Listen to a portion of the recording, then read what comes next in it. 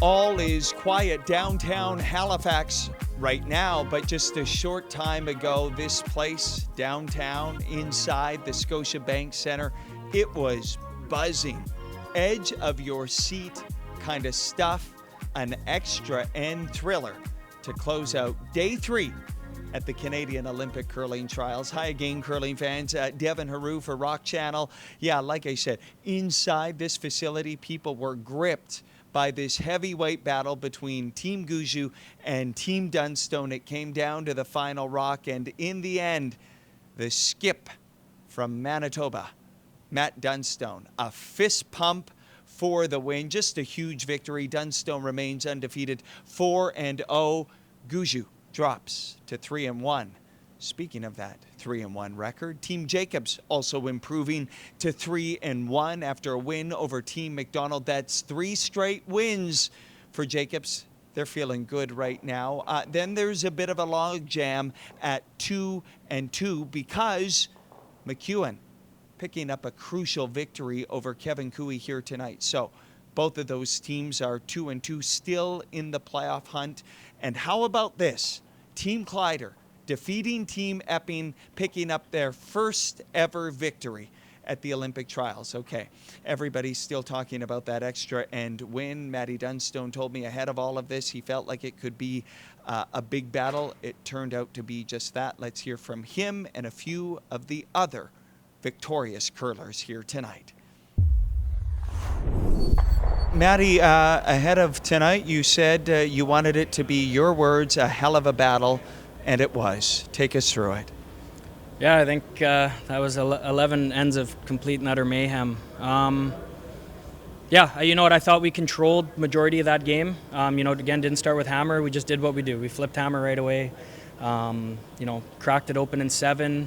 And then, Brad took his turn doing what he does. And that's being Brad Gushue late in games. And he put relentless amounts of pressure on us. And but hammer and 11, it's happy days. The team responded time and time again when you guys were called upon. You're continuing to build a DNA of coming up clutch in the big moments. Yeah, it's just a really hard team to put away. Like you said, resilient group.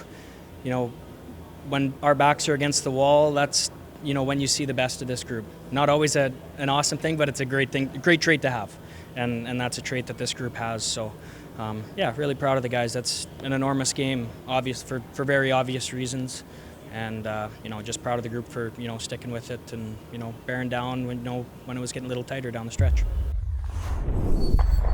Yeah, it was a good game. We had to battle. The young kids played well, started with hammer on us. That was probably our best game. So getting better here as the week goes on, and Bonspiel starts tomorrow for us. So we knew we wanted to kind of go through those first 3 or 4 games in a position to control our own destiny here against, 3 of the top teams, John, Matt, and Brad, and we're in a great spot to do that. Excited. So many games on the ice. Did you find yourself looking over next door at all, or do you? Only every other shot.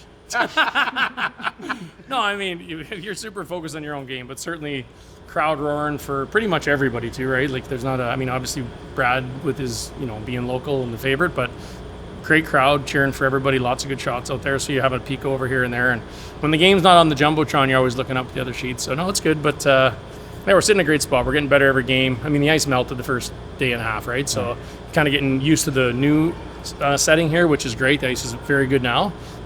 So we're pretty excited to keep rolling here. Trending.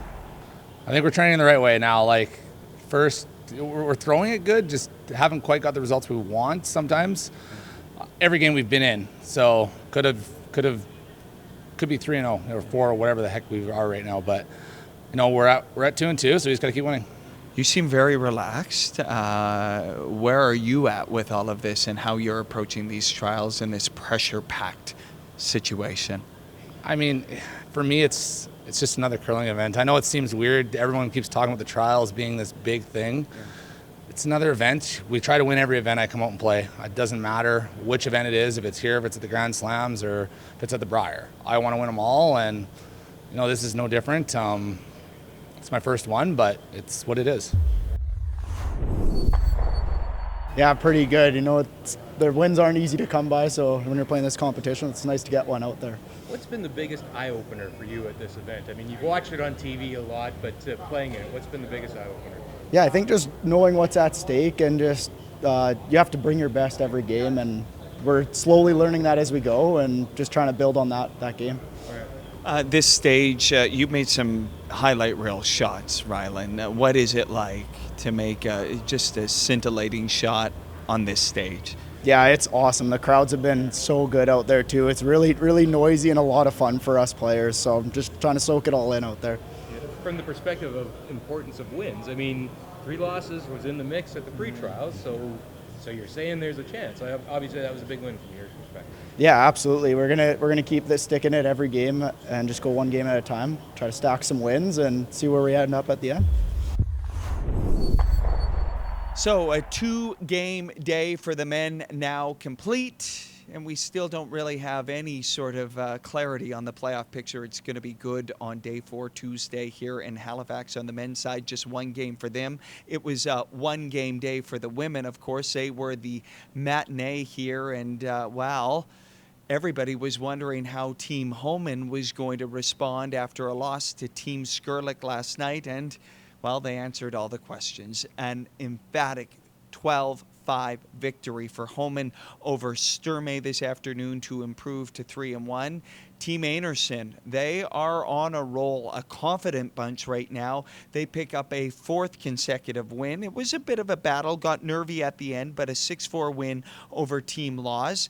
Team Black, the local favorites, the hometown favorites, they get a massive 9-4 victory over Team Brown to move to 2-2, and Skrlik back-to-back wins, a 7-6 victory over Team Cameron. So you have Einarson at the top, Homan at 3-1, and then 4 teams at 2-2. It's going to be a dogfight for that final playoff spot. Let's listen in to some of the winning skips.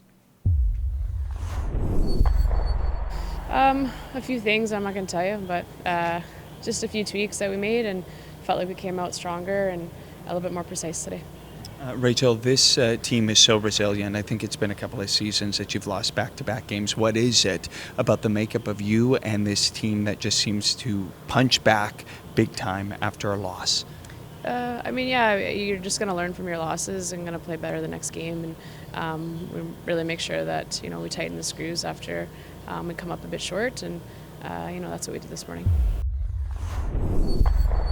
For you personally, where is your confidence level? Because it just seems to be brimming right now.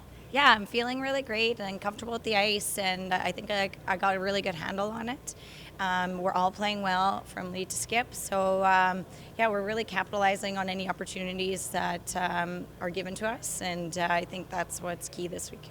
My last question, you are 4-0. It's still very early in this thing, but if you look behind you, there's a logjam at 2-2. How nice is it to be the one that doesn't have a loss yet? It's nice, but I'm really not trying to focus too much on that. I'm just taking one game at a time. We got some tough games coming up, and all the teams are playing pretty well, so we know we got to continue doing our thing. Last night you told us you looked around and you could almost pick out every second person in the crowd.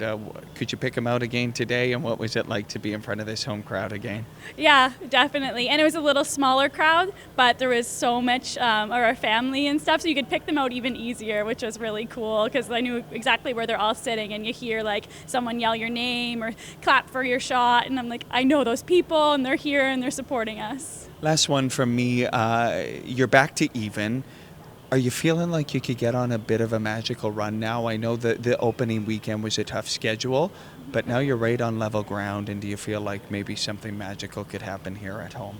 Yeah, we're looking for a little black magic and feeling good and throwing well and getting a handle on the ice. So I'm like very much more confident every game and where to put the broom and knowing what's going on. So yeah, we could definitely get on a roll. Thanks, Christina. Yeah, thanks. Kayla, congratulations. That's back-to-back victories. I wonder about what it was like to sort of emotionally recenter yourself after a massive victory last night over Team Homan. Yeah, no, it was a bit of a reset. Our team has the mantra of one end, one game at a time, and like really this was the biggest test we might ever face this season, is to play back-to-back, beating Homan and then going into the next game, and the girls played great, so we really took that to heart. 4 teams at 2-2. You're one of them. Yeah. It's going to be a battle for these playoff spots. Do you feel like your team is ready for this fight? Maybe. Same answer, maybe. We're just sort of going to take it one game at a time, worry about tomorrow, worry about the morning game, and then go from there. There's a lot of curling left for everyone, so we'll see how it all goes. Easy breezy. Yeah. Thank you. No problem, thanks. Still a lot of curling left, but we have hit about the halfway point of the Canadian Olympic Curling Trials. Of course, a reminder to everybody catching up that they play a 7-game round robin. The top 3 teams after the round robin advance to the playoffs. First place, a huge carrot. You go directly to the final. The second and third place teams play in the semifinal, and for the first time in trials history, the final will be a best of 3. We got a long way to go before then. We're headed for Tuesday, and we're saying good night for now. We'll see you tomorrow, curling.